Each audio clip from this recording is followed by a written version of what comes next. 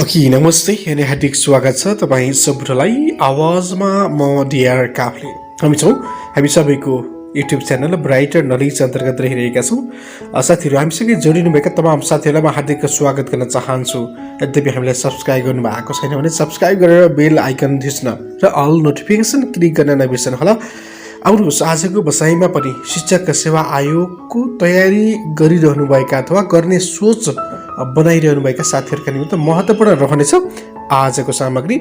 शिक्षक सेवा आयोगमा सफलता कसरी प्राप्त गर्ने त निकै महत्त्वपूर्ण एपिसोड रहनेछ। अन्तिमसम्म नछुटाइ हेर्ने प्रयास गर्नुहोला र हामीलाई लाइक अनि कमेन्ट गर्न नबिर्सनुहोला, सेयर पनि गर्न सक्नुहुनेछ।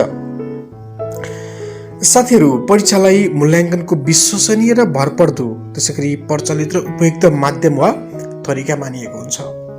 किनभने अहिलेको हाम्रो परिवेशमा चाहिँ परीक्षा नै एउटा मूल्याङ्कनको भरपर्दो आधार हो। वास्तव भन्यो भने विद्यालय तहदेखि विश्वविद्यालयसम्मको शैक्षिक उपाधि प्रदान गर्न परीक्षालाई मुख्य साधनको रूपमा लिएको हुन्छ। त्यस्तै विभिन्न सेवा आयोगहरू जस्तै लोकसेवा आयोग, शिक्षक सेवा आयोग आदिले देशको विभिन्न क्षेत्रमा काम गर्न आवश्यक पर्ने दक्ष जनशक्तिको छनौट गर्न मुख्य आधार र तरिका परीक्षालाई नै बनाएका हुन्छन्। शिक्षक सेवा आयोगले विभिन्न तह र श्रेणीका लागि शिक्षकहरूको छनौट गरी नेपाल सरकारलाई सिफारिस गर्ने काम गरिरहेको हुन्छ। अझ भनियो भने आन्तरिक र खुला दुवै किसिमको विज्ञापन प्रकाशित गरिरहेको पनि छ भने बढुवाका लागि पनि विज्ञापन प्रकाशित गरिरहेको हामीले पाइरहेका हुन्छौँ। विज्ञापन प्रकाशित भएपछि शिक्षा शास्त्र संकायका अध्ययन गरेर वा अन्य संकायको अध्ययन तालिम पुरा गरेर अध्यापन अनुमति पत्र प्राप्त गरेका लाखौं साथीहरू कसरी शिक्षक सेवामा सफलता प्राप्त गर्न सकिन्छ, कहाँ गएर तयारी गर्ने, कस्ता सामग्रीहरू अध्ययन गर्ने, परीक्षामा कसरी लेख्ने जस्ता कुरामा गम्भीर रूपमा सोच्ने साथीहरूसँग छलफल गर्ने गरिरहनु भएको पक्कै पनि हुनेछ भन्ने विश्वास गरेका छौँ हामीहरू। त्यसैगरी विभिन्न संस्थाहरूले शिक्षक सेवा आयोगको परीक्षा तयारी कक्षा सञ्चालन पनि गरिरहेका हुन्छन्। यो आलेखमा कसरी तयार गर्ने, कहाँ बस्ने, कहाँ बसेर तयारी गर्ने, के कस्ता सामग्रीहरू अध्ययन गर्ने, अध्ययन गरेका कुराहरू परीक्षामा कसरी लेख्ने, यी आदि विषयवस्तुहरूमा केन्द्रित रहेर आजको यो सामग्री हामीले बनाएका छौँ। अब कुरा गरौँ अध्ययन सामग्री छनौट सङ्कलन र व्यवस्थापन कसरी गर्ने। वास्तव भन्ने भने अध्ययनलाई स्तरीय र व्यवस्थित गर्नका निमित्त आधिकारिक र स्तरीय सामग्रीको छनौट गर्नुपर्दछ। बजारमा विभिन्न किसिमका सामग्रीहरू सजिलै पाइन्छन्। यस्ता सामग्रीहरूबाट आफूलाई आवश्यक पर्ने आधिकारिक सामग्री छनौट गर्दा के कुरामा ध्यान दिनुपर्दछ त आउनुहोस्।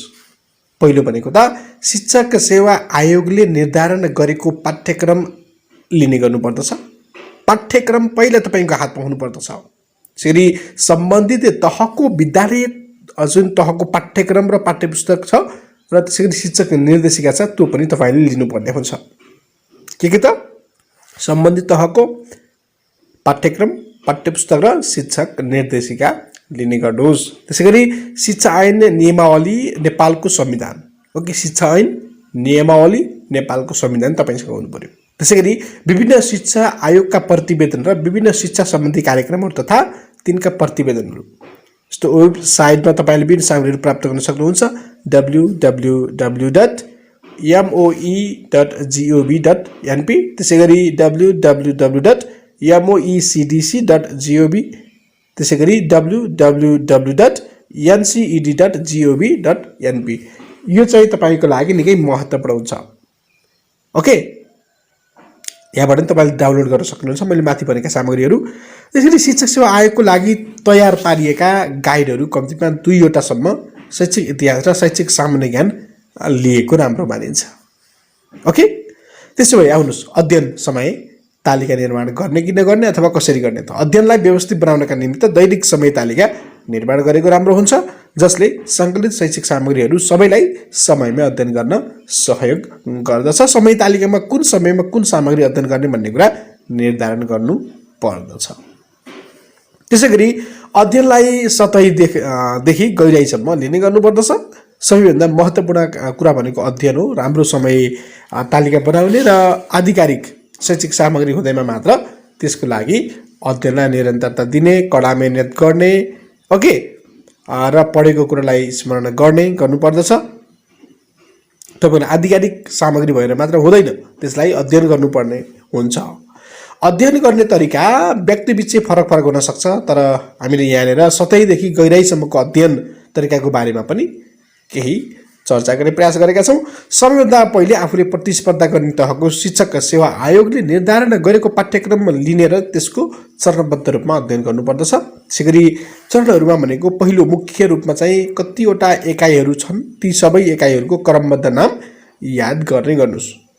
चरण 2 मा चाहिँ तपाईँले के गर्नुहोस् भन्दा प्रत्येक एकाइका उपएकाइ याद गर्ने गर्नुहोस् र अर्को चरणमा चाहिँ तपाईँले पुरै पाठ्यक्रम याद गर्ने गर्नुहोस्, किनकि पाठ्यक्रम आधिकारिक तथा मुख्य सामग्री हो भनेर बुझ्नुपर्दछ। पाठ्यक्रमको पुरा जानकारी पछि मात्र अन्य सामग्रीको छनौट तथा अध्ययन गर्ने कुराको निर्धारण गर्ने गरेको राम्रो हुन्छ। प्रश्नहरू वस्तुगत र विषयगत गरी 2 प्रकारको सोध्ने व्यवस्था पाठ्यक्रममा रहेको हुन्छ। वस्तुगत प्रश्नको तयारी गर्ने तरिका के हो त? आउनुहोस्, वस्तुगत प्रश्नको तयारी कसरी गर्ने? जस्तो मैले माथि भने जस्तै छनौट गरिएका सामग्रीहरूमध्ये पाठ्यक्रम वस्तुगत खण्डको लागि आवश्यक पर्ने सामग्री मात्रै पढ्ने गर्नुहोस्। त्यसैगरी आधिकारिक सामग्रीहरूमा मुख्य मुद्दाहरू नोट गर्ने गर्नुहोस् र पाठ्य वस्तुको गहन अध्ययन गरिसकेपछि मात्र नमुना प्रश्नमा अभ्यास गर्ने काम गर्नुपर्दछ। कतिपय साथीहरूले नमुना प्रश्नहरू कण्ठ गर्ने गरेको पाइन्छ। यसो गर्दा नमुना मात्र याद हुन्छ तर विषय वस्तुको ज्ञान हुँदैन। त्यसैले पाठ पढ्नु पर्दछ, न कि प्रश्न होइन, किनकि एउटा बुँदाबाट विभिन्न प्रश्नहरू बनाउन सकिन्छ। गहन अध्ययन पछि पुस्तकमा भएका र पुराना वस्तुगत प्रश्नहरू अभ्यास गर्ने गर्नुहोस्।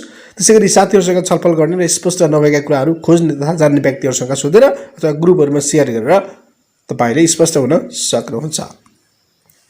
ओके, आउनुहोस् अब चर्चा गरौँ विषयगत प्रश्नको तयारी कसरी गर्ने। पाठ्यक्रमलाई पुनःस्मरण गर्ने र कुनै एकाइबाट कतिवटा प्रश्न सोध्ने हो सोबारे स्पष्ट हुनुहोस्। त्यसैगरी कार्यक्रम चाहिँ क्रमबद्ध रूपमा चाहिँ पहिलो एकाइलाई विभिन्न चरणमा बाँडेर अध्ययन गर्ने गर्नुहोस्। चरण 1 मा मुख्य रूपमा पहिलो एकाइका मुख्य शीर्षकहरू सबैको क्रमबद्ध याद गर्ने गर्नुहोस्। चरण 2 मा प्रत्येक शीर्षक उपशीर्षकहरू याद गर्ने गर्नुहोस् र अर्को चरणमा चाहिँ उपशीर्षकमा भएका कुराहरू पनि अध्ययन गर्ने र नोट तयार गर्ने गरेको राम्रो हुन्छ।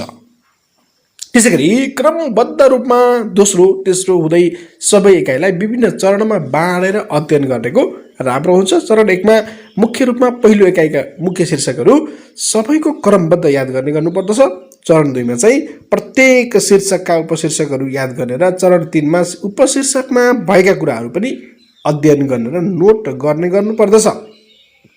नोट तयार गर्दा सङ्कलित सबै सामग्रीको अध्ययन गरेर विश्लेषण गरी संश्लेषण गरेर तयार गर्ने, राइट। त्यसैगरी तयार पारिएको नोट निरन्तर अध्ययन गर्नु त छँदैछ। ओके, नोटको तयारी र अध्ययनपछि नमुना प्रश्नपत्र चाहिँ लिने र तिनीहरूको उत्तर लेख्ने काम गर्नुपर्दछ र साथीहरू आफूभन्दा अलिकति सिनियरहरूलाई मूल्याङ्कन गर्न लगाएर प्राप्त पृष्ठपोषणको कार्यान्वयन गरेको राम्रो हुन्छ। आफैले मूल्याङ्कन गर्ने र नम्बर दिने काम पनि गर्न सकिन्छ। ओके, के सामान्यतया लेख्ने मूल्याङ्कन गर्नुपर्दछ जसले लेखन सिपमा चाहिँ निखारता ल्याउने गर्दछ। जब तपाईँले आफैले लेखेर मूल्याङ्कन गर्नुहुन्छ नि, त्यो एकदमै महत्त्वपूर्ण मानिन्छ। त्यसैले बोधगम्यता अथवा आफूमा निखारपन ल्याउनका निमित्त यो गर्नु आवश्यक छ।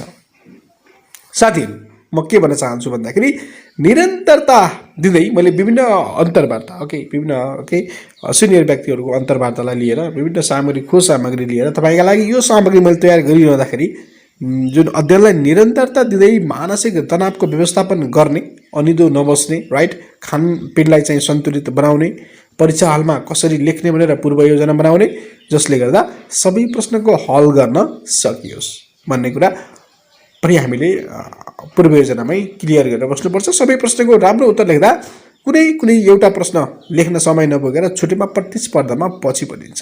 त्यसैले सामग्री सङ्कलन, समय तालिका निर्माण र प्रयोग, गहन अध्ययन र लेखन सिपको निखरताले सफलता मिल्दछ। ओके ओके तपाईँ सबैलाई थ्याङ्क यू भेरी मच भन्छु, शुभकामना दिन चाहन्छु। आयोगको तयारी गरिरहनु भएको छ अथवा गर्ने तयारीमा हुनुहुन्छ भने पनि हामी